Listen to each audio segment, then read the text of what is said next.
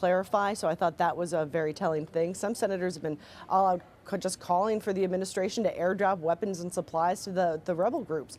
So that is something they could do. They could also drop in special operations teams that could help with that critically missing training element to quickly man up and train up the opposition forces. So that is something that they could do, and something that we believe that they are at least considering.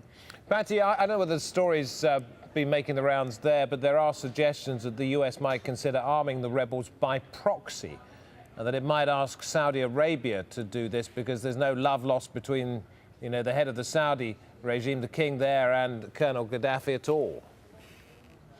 Yeah, and there have been those reports, and obviously if you look at the history of United States conflict, especially in that region, the government has not been shy about arming rebel groups by proxy.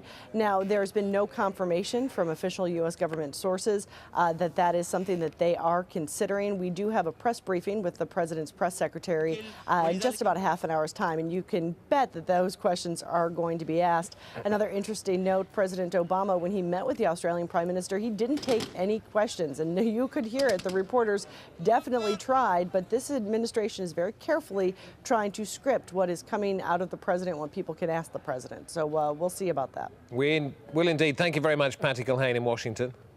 Now, it's been revealed that Britain's failed diplomatic mission to Libya was personally authorised by the UK Foreign Minister William Hague. 8 men, including 1 diplomat and members of the special forces, were captured by the opposition as they landed in eastern Libya by helicopter. They've all since been released. Here's Alan Fisher.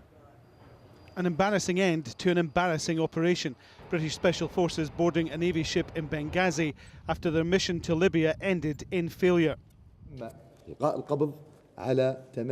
8 people were arrested, and it turned out that they carried British passports. The reason that they were arrested is that they entered the country illegally and without permission, authorisation or prior arrangement with the Libyan authorities. Libya is an independent nation. Therefore, our sovereignty and our borders should be respected by everybody.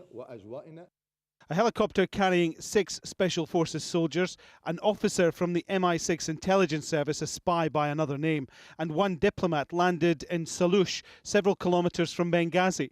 With guns, explosives and fake passports in their bags, they were quickly detained by locals. The UK's ambassador in Libya, currently in London, then had to call rebel leaders to clear up what he called a misunderstanding, a conversation which surfaced on Libyan state TV. We tried to interfere, saying those people are coming to helping us. Yes, their idea is that they're a group who are just coming to find out where our mission will stay and how they will operate to do the logistics, and then we will send the officials in consultation with you next week. The British have been consistently reluctant to discuss the use of special forces. Well, I can confirm there is a small British diplomatic team in Benghazi. We are in contact with them. It's not appropriate to say anything more about it at the moment. I think the intentions are perfectly fair. What they're trying to achieve is fine, but of course it is an embarrassment in the way it portrayed itself, first of all, to the rebels in the east, and secondly, actually, to the government in the west, which sort of lose face on both sides. This is a huge embarrassment for the British government. Special forces are highly regarded, but this is one incident that won't get a great write-up in their history.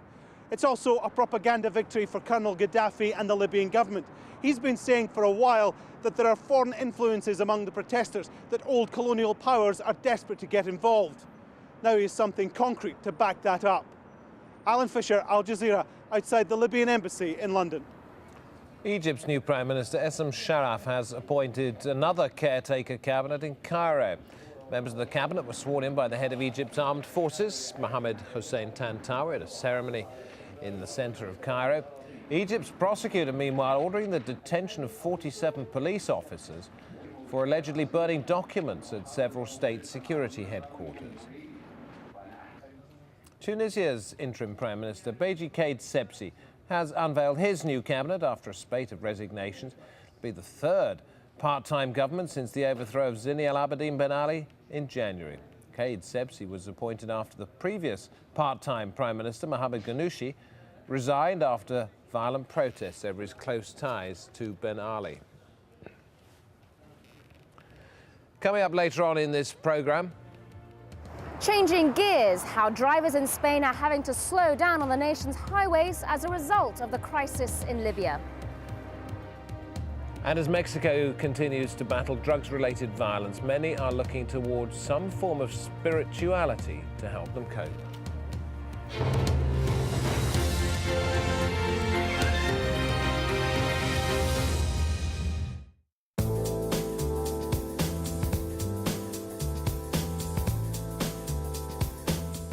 Hello, welcome to another look at the international forecast. It's been a little overcast here in Qatar recently. You can see the cloud, it's sinking its way further southwards, so brighter skies coming back in behind, and yeah, it's going to warm up as well. Temperatures at around 27 Celsius for Doha and also for Riyadh. Similar values there for Abu Dhabi as well, maybe a touch warmer.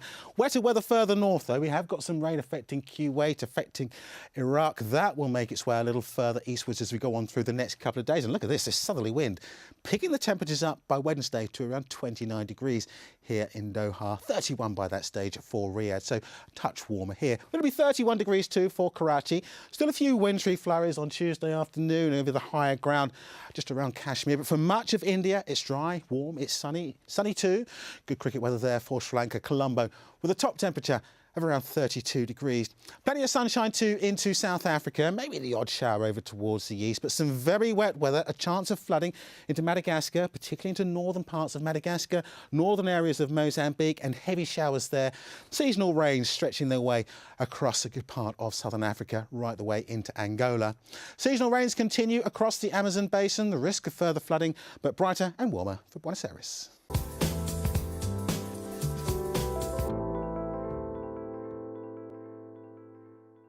The army has to prove they have no intentions of hijacking power and of keeping any remnants of the old regime. From people making the news. The earthquake happened over a year ago. Now you want to come back and help your fellow Haitians? To those it affects. If Washington doesn't begin to help stabilize the government, it will create a backlash. Behind the headlines. Neither the United States nor China can hurt the other without hurting itself. Is the inside story at this time on Al Jazeera.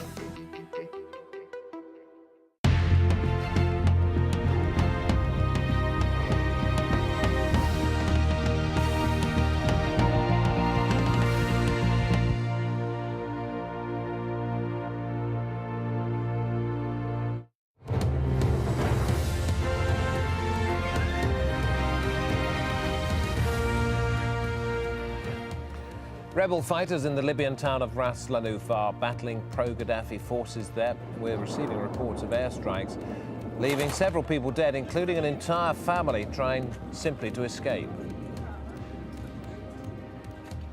President Obama's warning supporters of the Libyan leader that the US and NATO are still considering military options to stop the violence. Egypt's Prime Minister has appointed another caretaker cabinet with ministers sworn in by the head of the Armed Forces Supreme Council.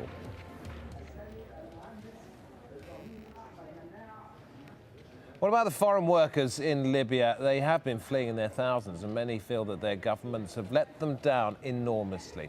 We're going to hear now from Jean-Philippe Chauzy.